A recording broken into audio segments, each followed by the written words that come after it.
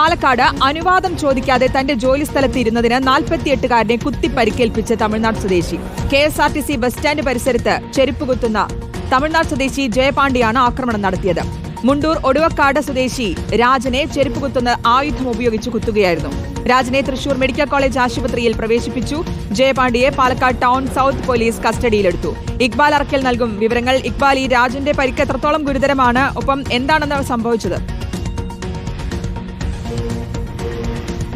ശ്രുതി, അതായത് ഇന്നലെയാണ് ഇത്തരത്തിലൊരു ആക്രമണം പാലക്കാട് വെച്ചുണ്ടാകുന്നത്. KSRTC ബസ് സ്റ്റാൻഡ് പരിസരത്ത് ചെരുപ്പ് കുത്തുന്ന ജോലിയാണ് ഈ തമിഴ്നാട് സ്വദേശിയായിട്ടുള്ള ജയപാണ്ഡിക്ക്.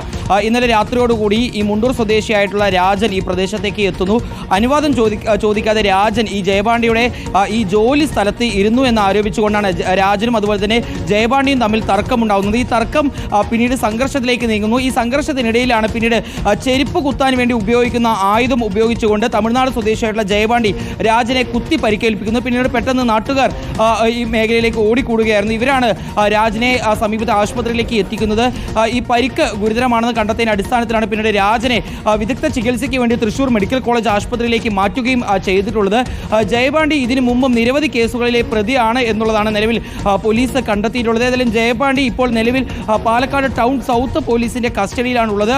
അല്പസമയത്തിനകം തന്നെ ഇയാളുടെ അറസ്റ്റ് രേഖപ്പെടുത്തും. അതിനുശേഷം ഇന്നലെ ഈ ആക്രമണം നടന്നിട്ടുള്ള പാലക്കാട് KSRTC ബസ് സ്റ്റാൻഡ് പരിസരത്തേക്ക് എത്തി തെളിവെടുപ്പ് ഉൾപ്പെടെ നടത്തും. അതിനുശേഷം ഇയാളെ കോടതിയിൽ ഹാജരാക്കും എന്നുള്ളതാണ് പോലീസ് അറിയിച്ചിട്ടുള്ളത്. ശ്രുതി, ശരി. പാലക്കാടാണ് അനുവാദം ചോദിക്കാതെ സ്ഥലത്തിരുന്നു എന്ന് താൻ ജോലി ചെയ്യുന്ന സ്ഥലത്തിരുന്നു എന്ന് പറഞ്ഞ് 48-കാരനെ തമിഴ്നാട് സ്വദേശി കുത്തി പരിക്കേൽപ്പിച്ചത്.